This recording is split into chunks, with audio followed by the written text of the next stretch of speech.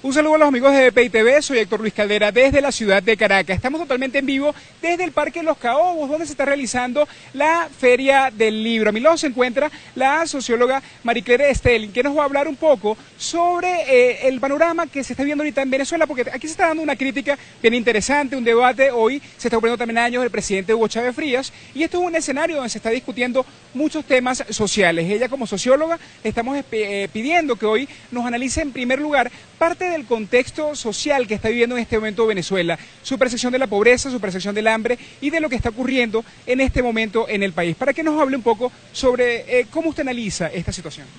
Bueno, es indudable que Venezuela en este momento está sufriendo lo que yo denomino una crisis multidimensional, donde yo diría que los principales pilares críticos son la crisis política y la crisis económica, pero por supuesto eso supone también una crisis valorativa, crisis ética.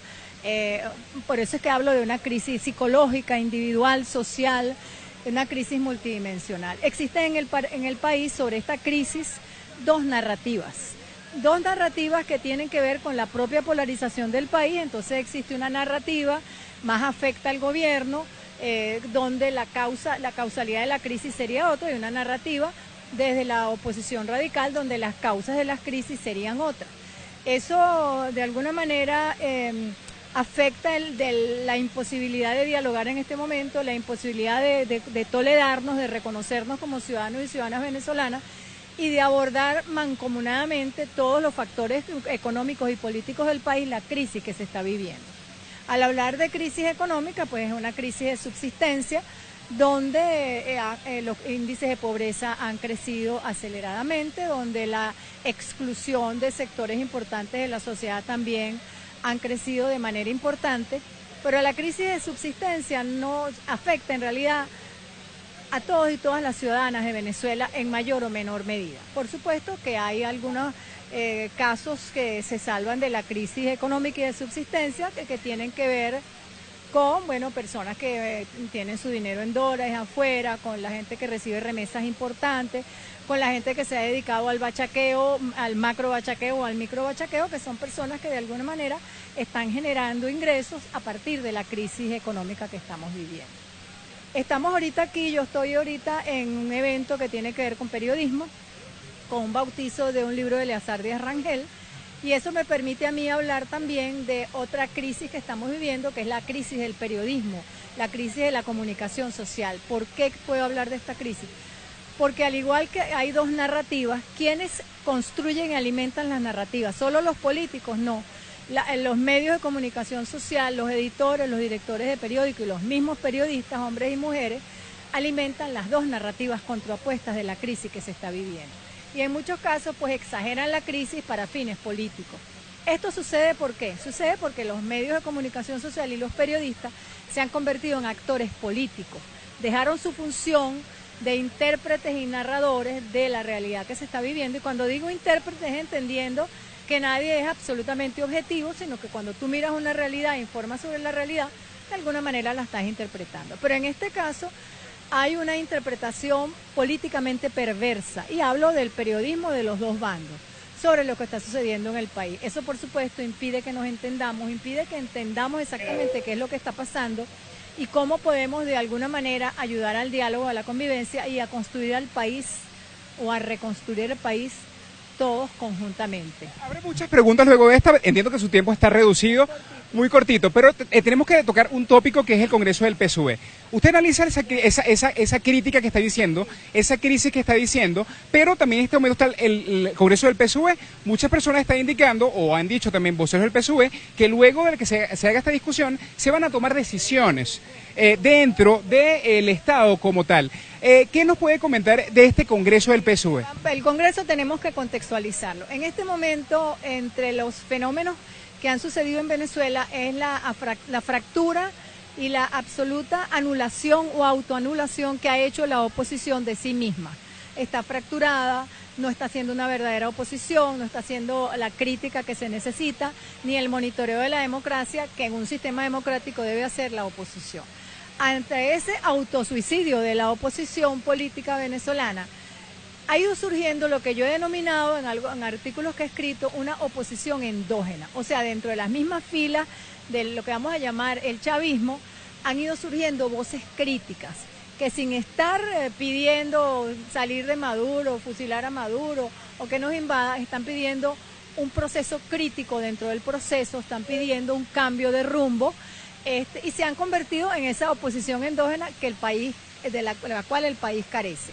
El ministro Villegas hizo alusión a algo de eso en el bautizo del libro que acabamos de tener y yo creo que es un fenómeno importantísimo de analizar porque además en el Congreso del PSUV también se espera que se discuta ese fenómeno que ha surgido en las filas del chavismo, se discuta pues la necesidad de oír a las voces críticas, de no execrarlas y de plantearse un cambio de rumbo, por supuesto dentro del mismo proceso.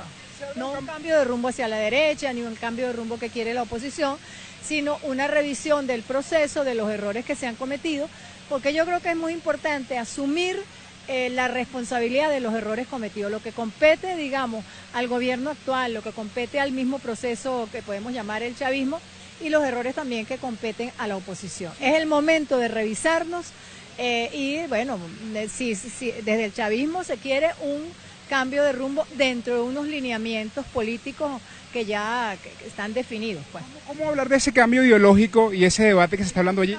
No, ¿cómo hablar? O sea, un cambio generalizado, porque parte del debate que se está dando hoy es un debate político, pero se anunciaron el miércoles, los jueves. Sí, pero se anunciaron, para terminar la idea, se anunciaron el jueves unas medidas económicas que van hacia lo neoliberal, porque estamos hablando de probablemente liberación de algunos precios y de los controles que el gobierno había repetido hasta no hace mucho. El mismo presidente Maduro lo dijo, o sea, son modelos que se están repitiendo, modelos socialistas que se están repitiendo en la economía, que hay que cambiarlos porque no está funcionando. Esos cambios en lo económico, que pueden ser, como usted lo está indicando, un poco de derecha, ¿cree que la parte política lo puede entender?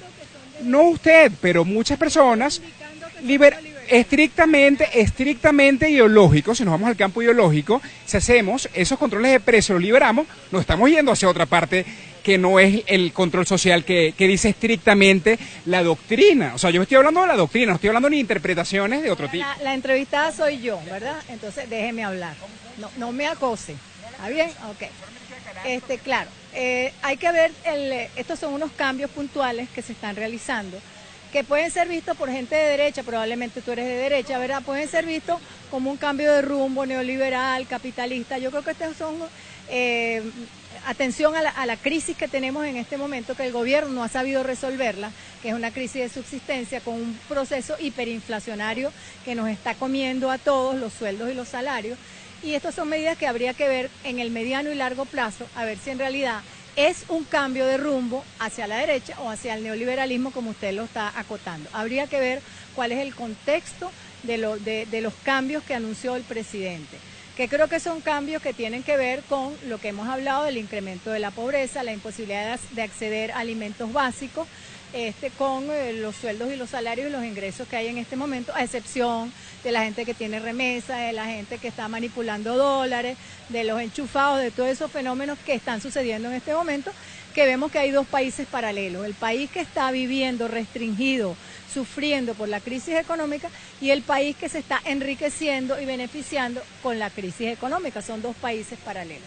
Entonces yo creo que es muy temprano para hablar en el corto plazo, que es una medida que va hacia el neoliberalismo. Ahí tenemos, por ejemplo, la economía ecuatoriana, tenemos la economía boliviana, donde ha habido una sabia combinación de dos visiones económicas que conviven y han resultado hasta el momento aparentemente satisfactorias. Entonces yo diría que se está hablando de quitar 5 ceros a la moneda, se está hablando de eliminar algunos controles de precios, porque yo como socióloga, no soy economista, yo creo que los controles de precios controlan el final del proceso, controlan los precios de tú que quieres acceder a los alimentos, a los bienes básicos de subsistencia, pero el control de precios no toma en cuenta la cadena, desde el productor hasta que llegó a los precios. Puede que haya una especulación en la fijación de los precios, pero también yo creo que hay que revisar todo un proceso hacia atrás para ver desde el productor cómo está sucediendo esa cadena de precios. De que hay especulación en este momento, hay especulación.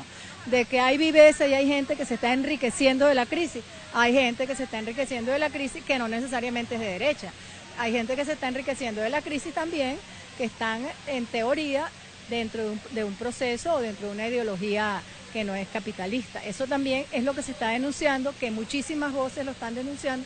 Hace muy poco Julio Escalona habló de una quinta columna dentro del gobierno, y Julio Escalona es un tipo ético e idóneo, que no hay duda de su posición político-ideológica, y está haciendo ese tipo de denuncias y está siendo oído por el alto gobierno. Entonces creo que es un momento importante de revisión y de rectificación, sin yo ponerme a lucubrar rectificación hacia dónde, hacia la derecha, hacia la izquierda, en el centro, pero sí vienen cambios que creo que deberían en principio mejorar la calidad de vida de todos y todas. Un mensaje, ya para culminar, a esa población, usted la clasificó, los que están viviendo esta pobreza, pero los que están viviendo esta crisis. Para esa gente que está viendo la crisis como socióloga, el mensaje para esa gente, si de una u otra forma puede llegar. Ahí no puede haber ningún mensaje, aguante, el mensaje no puede ser aguante. Yo creo que hay que esperar si esta apertura del gobierno y estas medidas de alguna manera van a mejorar la calidad de vida y la posibilidad de acceso a bienes de consumo. Ese gobierno que no escucha las críticas de repente, ni siquiera de la gente internamente, ¿qué le indica? Mira, yo creo que el gobierno tiene ahorita un proceso de apertura porque dentro de sus propias filas hay voces críticas que están siendo escuchadas. Yo creo que hay ahorita un proceso de apertura, es el momento de colaborar en el proceso de apertura. Muchísimas gracias, no le quito más tiempo, de verdad. Era la socióloga María Stelling que nos estaba narrando parte de su posición sobre lo que se está viviendo o sobre lo que es su posición de el problema social y económico del país. Es parte de la información que vamos a compartir desde esta hora, desde la ciudad de Caracas. Quien les reportó para BPI TV, Héctor Luis Caldera. Esta transmisión es una presentación de Salvador Peluquería. Visítanos en Maracaibo, Ciudad Ojeda, Acarigua, Santa Bárbara del Zulia, Paraguaná, Panamá, República Dominicana, Miami, Curazao y próximamente en Italia. Only for Men. Centro San Ignacio, nivel Blandín, Caracas. K-Export. Envíos de carga aérea y marítima. Deja todo en nuestras manos.